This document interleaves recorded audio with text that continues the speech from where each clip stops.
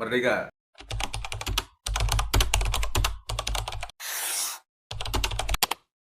Niat baik jika eksekusinya buruk hanya akan menjadi chaos.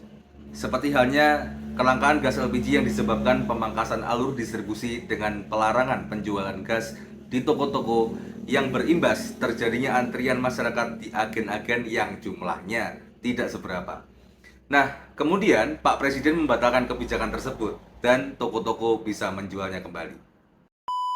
Dari apa yang gue sampaikan di awal tadi, itu mengandung clue atas sebuah potensi kejahatan dan lemahnya pemerintah terhadap intervensi mafia-mafia energi rumah tangga.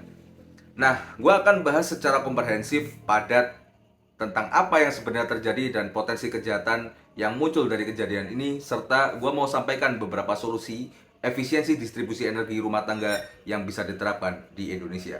Gimana sih pemerintah gas kita dipersulit, yang dagang, ibu rumah tangga, mau masak aja dipersulit, gimana nyari gas ini udah bolak-balik kemana-mana. Kalian paham kan kalau distribusi ini penting untuk menentukan harga. Misalnya LPG ini disuplai dari Pertamina ke agen-agen dan dijual dengan harga 18.000 kepada pedagang, dan pedagang menjualnya 20 sampai 22.000. Yang mana menurut gue itu wajar. Para penjual kecil ini hidup dari keuntungan tersebut. Namun, pemerintah menilai harga tersebut memberatkan dan melakukan atraksi dengan memenggal penjualan sampai di agen saja.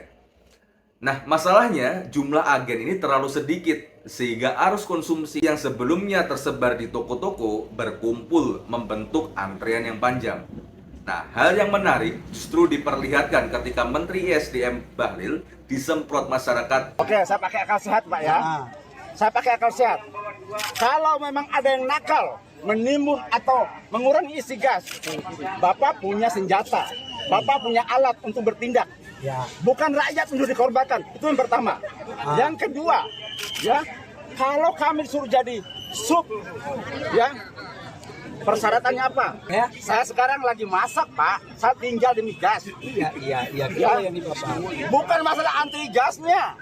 Anak kami lapar. Bapak ini mengatakan bahwa gak masalah dengan harga. Masalahnya anak istrinya lapar karena lamanya antrian. Sebuah tamparan mengingat alasan pemerintah adalah supaya harga lebih terjangkau. Dan yang kedua, Bapak ini lebih dahulu menduga untuk menjadi subagen persyaratannya ribet. Nah, emang belum ada atau gue belum tahu ya tentang persyaratan menjadi subagen. Tapi persyaratan untuk menjadi agen itu memang sangat berat, bahkan untuk kalangan atas. Mulai dari adanya aset kepemilikan tanah hingga deposito senilai ratusan juta. Tahukah teman-teman bahwa menjadi agen ini penuh dengan nuansa politis? Bahkan bisa teman-teman cek, pemilik agen ini adalah seorang politisi.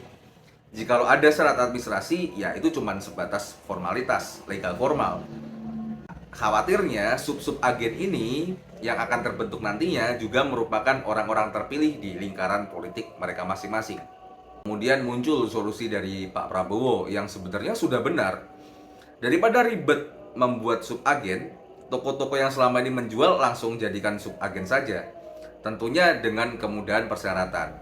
Namun, tiba-tiba Bahlil mengatakan bahwa kebijakan pembatasan yang sebelumnya bukanlah kebijakan presiden, melainkan ulah oknum-oknum mafia ini. Banyak yang mengatakan bahwa Pak Prabowo main pahlawan-pahlawanan. Tapi justru yang gua duga, presiden sedang diserang atau disandra oleh mafia-mafia agen gas LPG ini yang bernaung atau berlindung di balik bendera suatu partai politik. Nah, tapi gue juga tidak dalam kapasitas dan posisi membela presiden. Oleh karenanya, gue menuntut Pak Prabowo untuk segera merealisasikan toko-toko masyarakat ini menjadi subagen, tapi tidak dinaungi dalam satu agen yang sama. Nanti takutnya subagen ini ya dipilih-dipilih juga sama agen-agennya. Jadi sub-sub agen yang ada di setiap daerah ini multi agen di atasnya, sehingga masing-masing agen saling transparan nih, maka distribusi juga akan semakin lancar. Tinggal by order, by request, nanti barang itu supply demand-nya akan berimbang. Untuk membuktikan bahwa tidak ada intervensi atau presiden sedang tidak disandra oleh mafia gas LPG. Negara lain yang sudah efisien distribusi energi rumah tangganya, misalkan di Australia, itu sudah dialiri lewat pipa-pipa sehingga mereka direct to user gitu kan. Tapi untuk sebuah pulau, apalagi Pulau Jawa ya di Indonesia yang merupakan pulau dengan kepadatan penduduk salah satu terpadat di dunia, hal itu sangat sukar dan sulit untuk dilakukan. Nah, kembali saja ke toko-toko yang selama ini menjual, toh mereka juga cari rezeki dengan menjual. Seperti itu, tinggal pemerintah mengkontrol harganya dan memberikan jaminan bahwa agen-agen ini tetap mendapatkan rezeki, beres masalah. Jadi arus konsumsi juga tetap terpecah rata di setiap, bahkan kalau bisa di setiap satu desa itu ada 1 atau 2 subagen begitu. Tapi penekanannya, subagen ini jangan sampai hanya dinaungi oleh satu agen yang sama, karena ini sangat-sangat rawan dipolitisi. Merdeka.